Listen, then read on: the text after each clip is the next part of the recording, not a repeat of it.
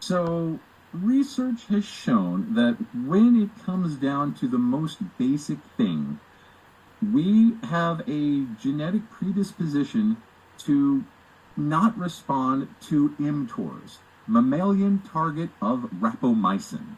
mTORs are these proteins in the brain that cause most brains of allistic people, brains of neurotypical people, to engage in what we call autophage.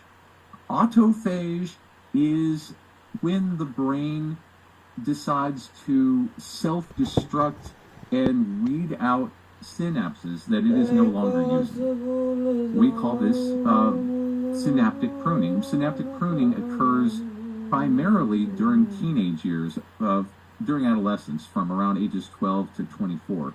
And around that time, about half of all synapses in allistic people are just melted. But for some reason or another, genetically autistic people, we don't do that. We keep our synapses. And as a matter of fact, we have more synapses than the average person. This is a microscope a view of what neurons look like. As you can see, the allistic neuron has long dendrites, and these little nodes are synapses. But autistic neurons, we have more dendrites, we have more synapses, and each of these synapses is a connection with another neuron. So our brains are hyperconnected. This is a high-definition fiber tracking scan of Temple Grandin's brain. Temple Grandin is a well-renowned researcher, and she volunteered back in the early 2000s to participate in these studies to figure out exactly what autism is neurologically. And as you can see, her brain is hyperconnected. And as I said before, no two autistic brains are alike. While we are all hyperconnected, we are not hyperconnected in the same ways. Whereas Temple is hyperconnected here and here and here, we might be hyperconnected here, or here, or here, or here, or here, all over the place.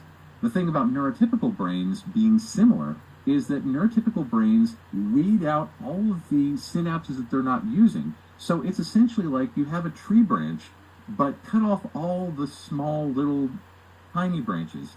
So you all have big branches that look very similar. So this is why neurotypical brains tend to look similar, not because they are grown that way, but because they are weeded that way. These are very well known for communication and for allistic socialization.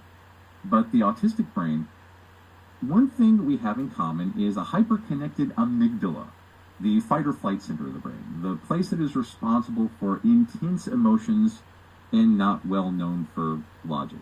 So when we get overwhelmed, we often have a fight or flight response. And our hyperconnected brain is also responsible for our sensory overload, because due to all of the autophage and all the synaptic pruning, neurotypical people, it turns out, tune out 98% of all sensory data, meaning that neurotypical people don't hear the buzzing of electricity or all of the sounds outside. I'm recording this late at night because the outside noise of the world bothers me, and it's much quieter when I am able to work undisturbed. And a lot of autistic people become overwhelmed for the same reasons, and that's a big reason why a lot of autistic people are night owls, because the world is calmer at night. There's less sensory input. There's fewer people out, there's fewer distractions, and we are able to be more relaxed.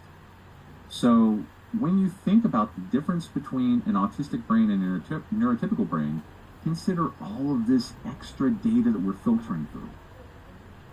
This extra data results in what we call the intense world theory. The intense world theory says that we are constantly churning through environmental data and emotional data, and the world is therefore perceived as chaotic and overwhelming, which is why a lot of autistic kids in particular have meltdowns and shutdowns and situational mutism, because they just cannot handle the environment. Autistic adults, again, because I am an autistic adult, I have learned to tailor my world to my needs. I have a practice that doesn't see people before 11 a.m. because I prefer to sleep late because I stay up late. I work primarily from home, although I am developing an autistic center in Louisville. But it took me a long time to get to the point where I was able to live a life that is congruent with my brain. So this is your goal, to help autistic people, perhaps maybe yourself, live a life that fits with their neurology. So once again, some areas are vastly more connected, some areas are less connected. Some people are hyperlexic, like myself. Some people might have verbal apraxia and need assistance to speak. Some people might be incredibly good at math. Some people might not be very good at math at all. But the thing that you need to remember is that every brain is hyperconnected in some way, and these hyperconnections correspond with changes in our body, changes in perception, and changes in communication. You may notice that I make less eye contact because I find it very odd to stare at the camera like this, and I will do what I refer to as sprinkler head speech, where I will talk and look around the room as I say things. It's a way that I'm able to more effectively process my world and my thoughts. So we are going to talk a little bit more about what autism is. So once again, autism is genetic. Studies have shown that there is a 94% heritability rate of passing down autism from parent to child. Autistic adults produce autistic children.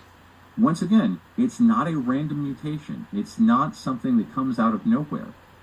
There is a lost generation of autistic adults that were not identified because of subpar diagnostic techniques that now have autistic children that are being identified. And oftentimes when I do an autism evaluation, parents will say, but I do that, but I do that, but I do that. And then you have this moment of realization of where the tism comes from. And once again, I see it as a way of life. Because there's such a heritability rate, you can trace autism all the way up the family tree. In the olden times, we were farmers, and we got up and we counted our chickens, and we milked the cows, and we rocked in rocking chairs, and we whittled, and we went to bed because we lived a very routine and structured life. But the modern world is incredibly chaotic by human standards, and that's where we start to run into problems. Speaking of problems, this Neurodiversity Unbroken had this great infographic about autism being a dynamic disability. Because a lot of people will say, are you high-functioning autistic or low-functioning autistic? And that is a very poor way to look at things, including like high support needs and low support needs, because capacity and functioning are not concrete. No autistic person functions at 100% every single day.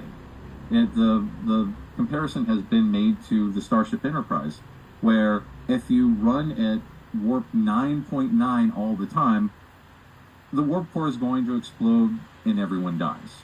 Some days will be better than others. Some days you will be able to put in all of your effort. Some days you are going to need a lot more recovery time. And the difference between the good days and the bad days are environment, cognition, processing capacity, interoception, exteroception, neurofatigue, anxiety, communication differences, burnout, and sensory overwhelm. And if you don't know any of these terms, that's fine. We will be discussing them all in great detail. But the biggest thing you need to take away from this is that autistic people are people. And when we are stressed, we are not going to do our best work. Especially when kids are stressed, because kids do not have the resources that adults have. Kids do not have the experience with emotional regulation. Kids do not have the ability to get in a car and drive away from a stressful situation. Kids are going to be much more obvious, which is why kids are more frequently diagnosed, because they can't control any of this. But when we can control it, there's a lot of adults who mask. There's a lot of adults who put on a brave face and go up and get to work every day